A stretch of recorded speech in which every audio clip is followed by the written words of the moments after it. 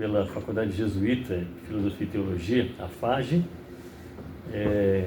graduação em Teologia pela Faculté Jésuite de Paris, Saint-Sèvres, não sei se meu francês ainda presta alguma coisa, mestrado em Filosofia pela Pontifícia Universidade Católica do Rio, doutorado em Filosofia pela UFMG,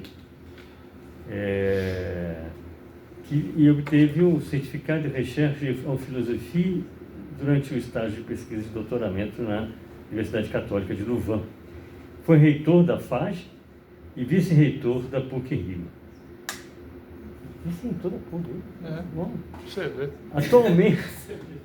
Atualmente é professor titular da FAGE e professor colaborador aqui da UNB. Tem experiência na área de filosofia com ênfase em filosofia da religião e ética, e desenvolve pesquisa em diálogo com filósofos como Maurice Blondel e Henri Bergson, Claude Rouer. Pois é desconhecido, deixa aí essa turma aí. Ótimo esse aqui. Tem o Cláudio, tem o Lima Vaz aí. Jean Ladrière, Eric Voegelin e Henrique Cláudio de Lima Vaz, atuando principalmente nos temas sociedade e perdão, racionalidade da fé e questão filosófica de Deus, a justificação do agir ético e suas relações com a religião e a política. Então, o Álvaro vai nos falar sobre o tópico religião pública e sociedade pós-secular. Muito obrigado, Álvaro. Então, você com a palavra. Agradeço muito ao Aguinaldo essa oportunidade, né, da gente estar aqui reunido. Eu senti muito ter que ir embora ontem à tarde e não participar da parte da manhã, mas eu tive uma crise de coluna e fiquei em casa deitado com bolsa de água quente e essas coisas todas. Aí, graças à ciência moderna, né, ao Alginac e ao Miozan, eu estou aqui com vocês. Então, assim, muito feliz de estar nesse período da humanidade em que a gente pode contar com potentes analgésicos. Pois então, eu vou ler esse texto, né? Eu realmente iria começar essa pesquisa, né, no ano passado, mas retrasado, nossa, como o tempo passa, hein? Pois é, mas aí eu tive um problema familiar, tenho que cuidar dos meus pais, ambos já são muito idosos, vivem aqui em Brasília, né? Então, aí, quer dizer, toda aquela parte acadêmica ficou de lado e eu vim para cá, né? Então, estou me dedicando a esse cuidado e a trabalhar ali no Centro Cultural de Brasília e, bom, enfim, e fazer traduções para ganhar algum trocado e pagar os cuidados paliativos, né, que são caros. Mas então, vocês imaginam a alegria minha, né? De repente tem um seminário e as coisas estão se estabilizando, eu posso retomar a pesquisa pouco a pouco, né? E apresentar essa proposta de pesquisa, né? Eu apresentei isso na Ampof, mas houve um acidente muito curioso, até hoje eu lembro disso, começo a rir, que uma professora não gostou de que eu citasse um autor, e ela ficou me questionando por que eu queria usar aquele autor, e eu explicava e ela não gostava, e eu falei, pois é, a senhora não gosta dele? Não é isso não, foi uma coisa muito curiosa aquilo tudo. Foi, mas aí acabou que ninguém... Acabou era, afinal. Era o Bergson, ela não gostava do Bergson, mas não sei porquê. Então aí acabou que a gente não discutiu o texto, ficou lá falando sobre o Bergson e eu perdi a oportunidade de colegas, né, dizer, isso aí não dá, isso tá bom, isso não tá, né, isso que a gente precisa, né, para realmente fazer uma caminhada acadêmica. Bom, mas isso é a vida. Bom, então, eu coloquei aqui a fé no espaço público, uma formulação do problema, depois tem um objetivo, a justificativa, mas isso tudo vai aclarando um pouco a posição que eu estou pensando que pode ser interessante para a gente analisar essa questão, que eu acho que, além de ser uma questão teórica importante, né, dentro da fronteira, nessa tríplice fronteira entre filosofia, teologia e ciências sociais, história, né, tem essa tríplice fronteira, mas também tem a realidade nossa hoje que parece que pede, né, uma compreensão melhor desse posicionamento, enfim, né. Então vamos lá. A fé religiosa possui algum papel na esfera pública das democracias contemporâneas? Caso fossem verdadeiras as teses modernas de teor liberal que afirmam ser o santuário da privacidade o único espaço para a vivência da fé, a pergunta que expressa nosso problema inicial se dissolveria no ar. Acredito que muitos, talvez todos, entendam, né, que existe uma formulação, não é, do lugar da religião no mundo contemporâneo como lugar da privacidade. Não é? Eles chamam isso de tese privatista, né? A fé é do âmbito da privacidade, não do âmbito público, certo? Então existe essa tese, né? E eu vou comentá-la mais daqui a pouco, só para situar vocês. Ou deveria ser reformulada em termos de tolerância. A fé pode ser tolerada no seio das democracias contemporâneas? Sob que condições? Este tipo de questionamento afirma subrepticiamente teses privatistas. Mas de onde surgem essas teses? Parece-me que de dois movimentos concomitantes interligados no arco histórico que nasce da modernidade e cobre a sociedade contemporânea. De um lado, encontra-se a afirmação e promoção da autonomia humana, moral e política, frente ao que havia sido a legitimação religiosa da ordem nas sociedades medievais e nos primeiros passos da Idade Moderna. De outro lado, levanta-se um movimento crescente de explicação científica que gera a onda de compreensão da realidade fundada numa ontologia de tendência formal e expressão matemática. Eu vou explicar o que eu quero dizer com isso, né? Mas aí, então, digamos, de repente, as três teses, né? Religião é do âmbito da privacidade, uma. Religião não tem mais caráter público porque a realidade, a economia, a política, não é? Toda a questão legal, isso aí tem uma legitimidade autônoma, não é? E a religião não tem mais lugar num mundo que é chamado de mundo desencantado, por causa dessa ontologia formal. Então, a esfera pública recupera sua autonomia, isso aí é uma das teses, né? E afirma pouco a pouco que a legitimidade da ordem não necessita de uma instância religiosa justificadora. E este processo é acompanhado por uma ciência que se organiza em sistemas explicativos cada vez mais abrangentes, que permitem controle da realidade, mas a esvaziam de sentido simbólico religioso. Com efeito, equações matemáticas nada dizem a respeito das razões para enfrentar a vida. Neste contexto, a tese da privatização da fé, que se vê traduzida empiricamente nos movimentos individualista e narcisista da law culture contemporânea, pareceria fazer todo sentido. A privatização da fé, aliás, constitui um fato inegável para a significativa parcela dos que se declaram crentes hoje. Aí tem uma notinha curiosa. Perguntada sobre sua fé, uma das entrevistadas de Robert Bellah, que é um sociólogo da religião norte-americano, respondeu utilizando seu próprio nome como denominação religiosa. A religião dela é meu próprio sheilaísmo. Ela diz sheilaísmo, meu próprio sheilaísmo. Eu acredito em Deus, eu não sou uma fanática religiosa, não consigo me lembrar a última vez em que fui à igreja. Minha fé me conduziu por um caminho distante, é sheilaísmo, apenas minha própria e pequenina voz. Né? Então, essa pessoa tem crença em Deus, mas a sua fé é uma fé privatizada. E isso é o caso de muitas pessoas. Mas a privatização da fé, embora seja um fenômeno inegável, ela seria uma norma, ou seja, normativamente, no mundo moderno, no mundo científico moderno, a fé teria que ser algo da ordem da privacidade? Vamos ver. No entanto, algo ocorreu ao longo do último século e nas duas primeiras décadas do século XXI.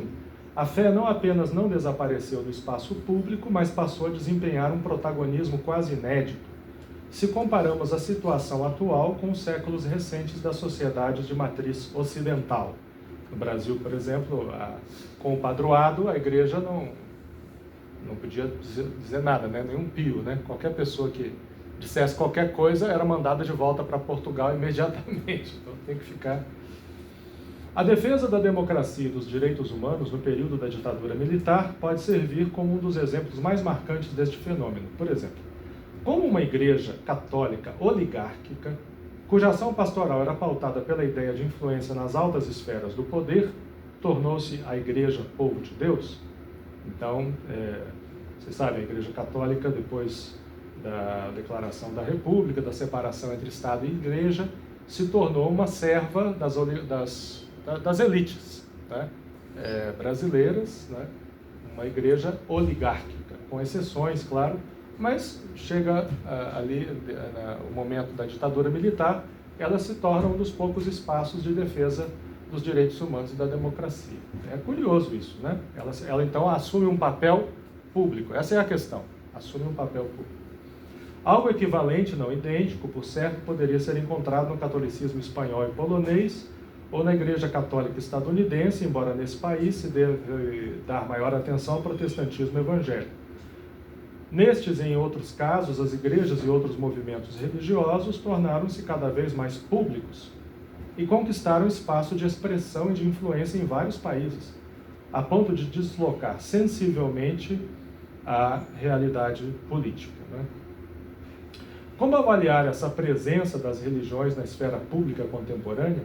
Haveria nas democracias odiernas elementos normativos capazes de prescrever um lugar para as tradições religiosas que transborde a privacidade e o santuário da consciência, embora sem excluí-los?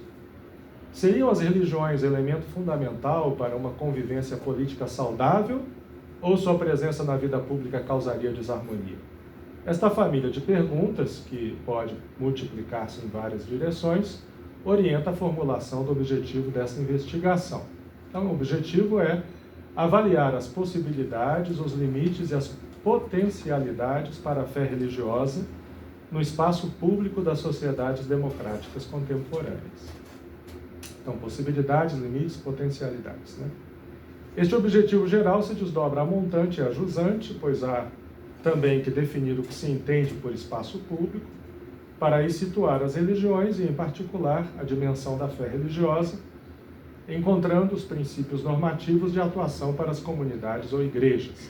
Aqui, bom, comunidades ou igrejas, isso tem um pouco de classificação sociológica, né, que os sociólogos às vezes tomam comunidades por seitas, mas num sentido não pejorativo, né, e igrejas como comunidades mais institucionalizadas, né, tem essa distinção. Os limites e possibilidades devem seguir alguns princípios normativos, que será necessário formular com o máximo de clareza e equilíbrio, no intuito de garantir uma atuação benéfica da crença religiosa para a convivência humana. Este conjunto de tarefas supõe que sociedade e religião são grandezas fundamentalmente relacionadas, o que esclareço a seguir na justificativa deste projeto, né? Então, essa justificativa vem aí. A recuperação da autonomia nas sociedades ocidentais modernas e o surgimento da legitimação democrática do poder e da ordem separaram crescentemente igrejas de estados. Isso é um fenômeno, né, que todos nós conhecemos, né? Quem não percebeu isso, então fique sabendo, né? Muito importante. Costuma-se designar esse fenômeno histórico como o surgimento do Estado laico moderno.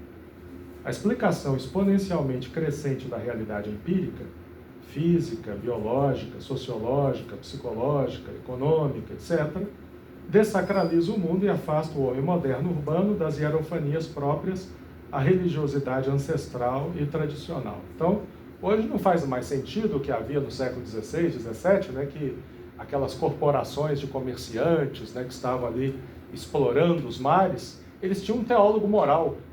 O teólogo moral tinha que falar alguma coisa lá, se estava certo, se estava errado, né? Hoje isso não faz sentido, né, pessoal? Quer dizer, faria, eu acho. Poderia dar emprego para muita gente, mas infelizmente não é o caso. Não é o caso. Um mundo abandonado pelos deuses, escrito em caracteres matemáticos, emerge como realidade calculável e manipulável, mas não como evento de sentido, né? E, claro, isso é no nível, digamos assim, da racionalidade do conhecimento. Mas se a gente pensar na racionalidade da ação, a gente tem do outro lado da tabela das racionalidades, por assim dizer, né, a racionalidade que a gente chama de instrumental, né, que também é importante na vida social, mas como essas racionalidades, por assim dizer, elas se espalharam, né, elas começaram a colonizar todo o âmbito da racionalidade.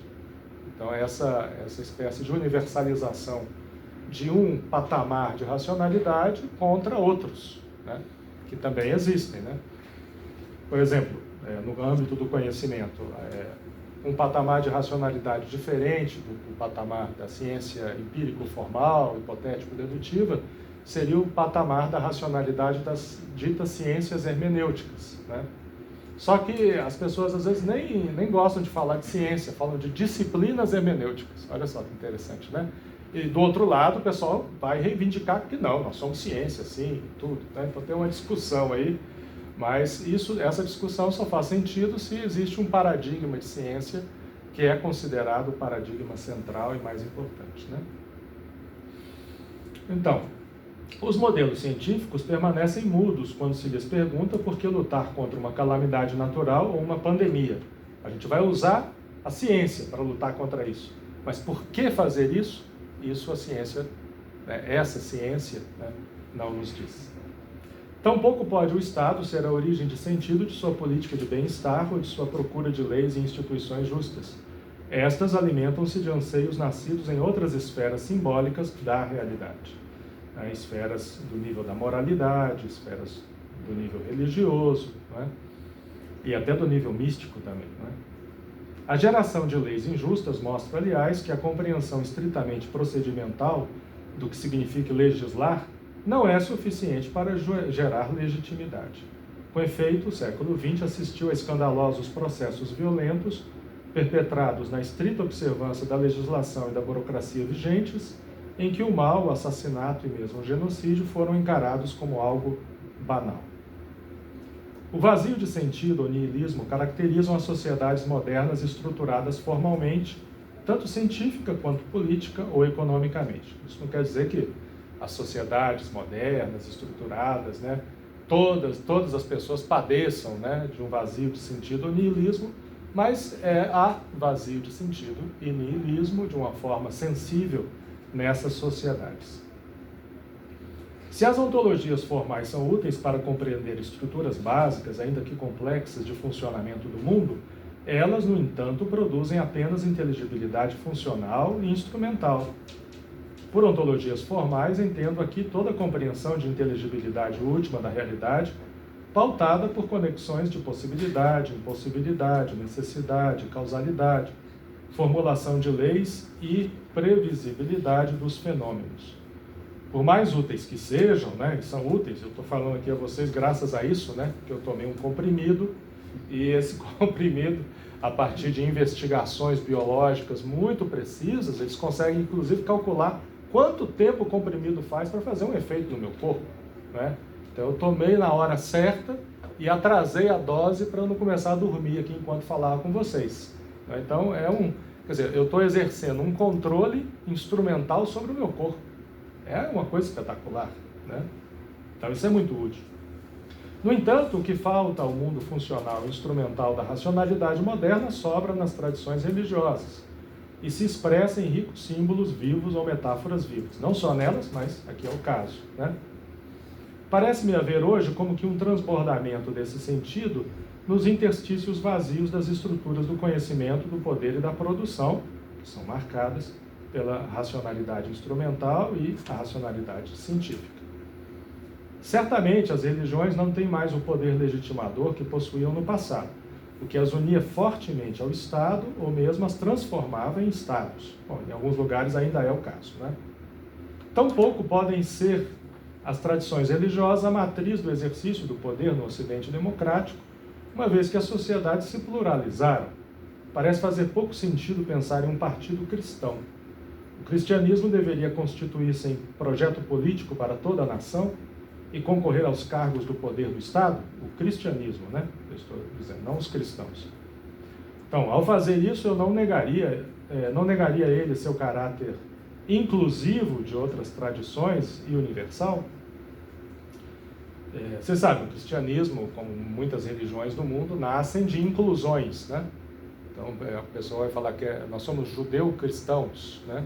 Mas nós aqui, brasileiros, somos judeu-candomblecistas cristãos, né?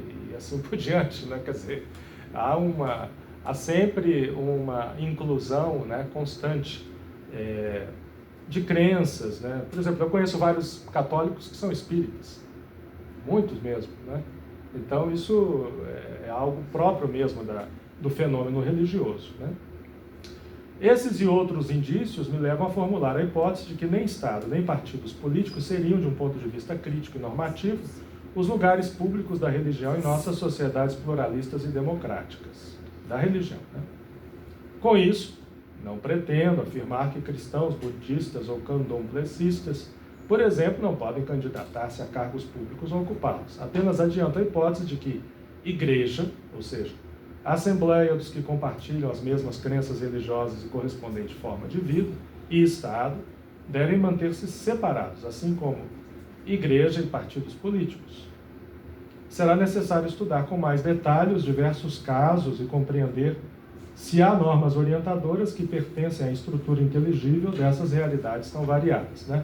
Então, por isso é uma hipótese.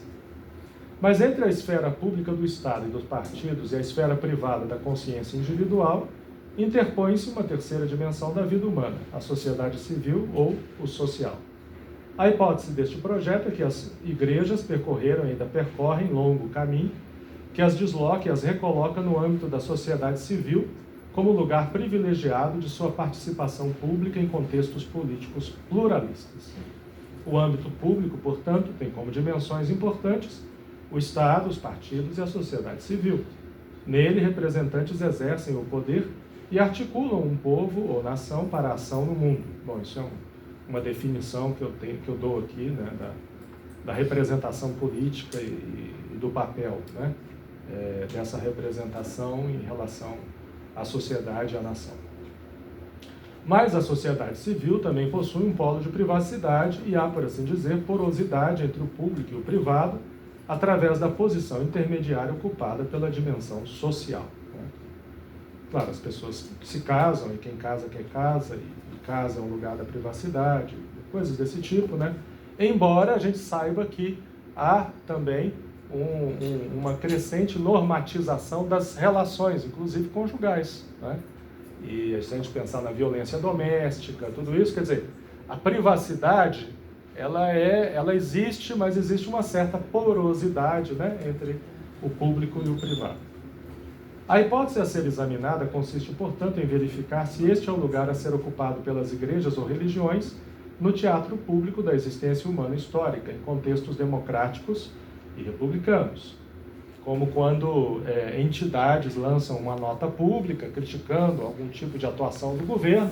Então você tem lá OAB, etc, CNBB, né, Conferência Nacional dos Bispos do Brasil, né, quer dizer, nesse momento a igreja está se colocando como uma entidade pública, né, no nível da sociedade e dando assim o seu recado juntamente com outros, né?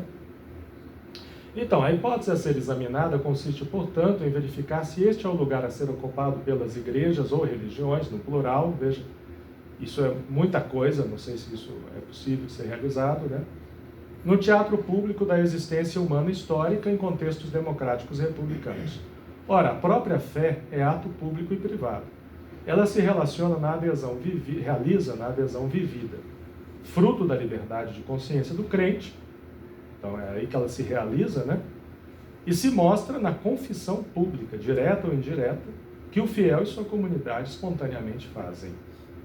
A fé é, aliás, em si mesma, privacidade, quando considerada do ponto de vista do ato de fé ou fides qua, e vivência pública no seio da comunidade que professa um conjunto de crenças ou fides qua. Esta situação sui generis das igrejas e dos fiéis ou das religiões universais não seria de grande ajuda para o enfrentamento do difícil equilíbrio entre o público e o privado em nossas sociedades odiernas? Seja como for, temos suficientes indícios para afirmar que as religiões não precisam ser privatizadas. Podemos, pois, distinguir o princípio legal de separação válido e a prescrição liberal normativa de privatização, que é a que a gente quer criticar. Então eu vou citar aqui um autor, que é o José Casanova, que é o meu mentor nessa história. Então ele diz o seguinte: ele é um teólogo, filósofo e sociólogo hispano-americano. Se não oficialidade e separação são necessárias para garantir a liberdade da religião em relação ao Estado, a liberdade do Estado em relação à religião e a liberdade de consciência individual em relação a ambos, o Estado e a religião organizada, daí não se segue que a religião deve ser privatizada para que estas liberdades sejam garantidas. Aqui, novamente, é necessário fazer uma clara distinção entre o princípio legal de separação e a prescrição liberal normativa de privatização. Bom, o Casanova, quando ele escreveu esse livro, isso foi em 94, né? Depois ele continuou a pesquisa dele e ele deslocou um pouquinho o eixo da pesquisa, né? Ele acha que o normativo mesmo é a liberdade de culto. Isso seria o normativo, né? E a separação seria, vamos dizer assim, uma condição para que essa norma ocorresse. Embora existam muitos países em que essa separação não existe, né? Ou, quer dizer, pelo menos nominalmente não existe, a Inglaterra, por exemplo, em que a gente tem uma liberdade de culto. Então, por isso ele abriu mão, vamos dizer assim, do caráter prescritivo, né, dessa norma e a considerou, digamos, dentro de um certo contexto, aí sim. Né? Então, ele é que é o autor assim, mais importante dessa religião. Ele escreveu Public Religions in the Modern World, as religiões públicas no mundo moderno. Então, esse é o tema, né, religião pública. E, mais recentemente, Global Religions and Secular Dynamics. Então ele começou a falar sobre essas religiões, não só a religião pública, mas religiões globais. Então, em torno desse eixo de trabalho serão dispostos outros autores. Aí eu falo um pouco da pesquisa, mas eu creio que não é bem, talvez, o caso. Não, vou falar um pouquinho. Serão dispostos outros autores, ainda tem um tempinho, né? Que trataram de dimensões do problema de forma exemplar. Estes autores têm sido objeto do meu estudo há alguns anos, mas ainda não havia me dedicado a destacar suas contribuições para o tema aqui em foco. De fato, a compreensão do ser humano como ser aberto ao polo divino, da realidade, não pode ser excluída da avaliação que se deseja realizar do papel das religiões e da fé religiosa no espaço público. Parece-me estranho que historiadores ou sociólogos, além de outros intérpretes sistêmicos do fenômeno humano, não levem em consideração esta compreensão em sua interpretação da realidade. Ou que, é claro que a pesquisa, né, por exemplo, o historiador, o sociólogo, ele faz a pesquisa dele como se Deus não existisse, não é? É um método da pesquisa. Mas ele não pode excluir, não é, o fato religioso da sua pesquisa. É isso que não faz sentido, né? Me parece, né? Mas pode ser que eu esteja equivocado. Ou que considerem o fato religioso, em particular a fé ou crença religiosa, como epifenômeno de alguma estrutura imanente, econômica, psíquica, existencial e assim por diante, são como fazem alguns mestres da suspeita, né? E esse fenômeno, né, seria o fenômeno, a coisa geradora da crença. Estas interpretações não tenderiam ao enviesamento e à distorção. Então, existem autores como Maurice Blondel, o Henrique Cláudio de Lima Vaz, o Eric Fögel, que me imunizaram, ao menos, contra esse risco. Para eles, a história e a sociedade humana não podem ser corretamente interpretadas sem a consideração da experiência humana de transcendência, considerada como própria estrutura inteligível ou ontologia do homem. Afirma-se, pois, algo irredutível nessa experiência que atesta um núcleo religioso no ser humano, a tal ponto que a ordem, no sentido clássico que esse termo possui desde Platão, deve ser articulada em 4 polos fundamentais segundo Fögel, ou seja, Deus e o homem, o cosmos e a sociedade. Nessa estrutura, a fé religiosa desempenha papel central e ação constante, mas os tempos modernos, assim como outras épocas, exigem de nós um discernimento a respeito dos limites e possibilidades dessa ação, como argumenta o Casanova. Então, outros autores que me auxiliarão no tratamento da questão são o Henri Bergson, que foi motivo de disputa da última vez, o Paul Tillich e o Jean Ladrier. Então, o Bergson, na minha opinião, escreveu um dos clássicos do pensamento social do século XX, As Duas Fontes da Moral e da Religião. A questão do lugar da fé religiosa nas sociedades modernas ganha luz especial quando se empregam os conceitos de religião estática e religião dinâmica, sociedade fechada e sociedade aberta, conceitos cunhados por ele, né? Como polos de tensão que integram as relações entre religião e sociedade. Enfim, Paul Tillich e Jean Ladrieus são meus autores de eleição para compreender o tipo de racionalidade própria da fé, conferindo à crença religiosa uma estrutura dialógica e participativa capaz de confrontar-se às outras racionalidades da esfera pública. Muito obrigado.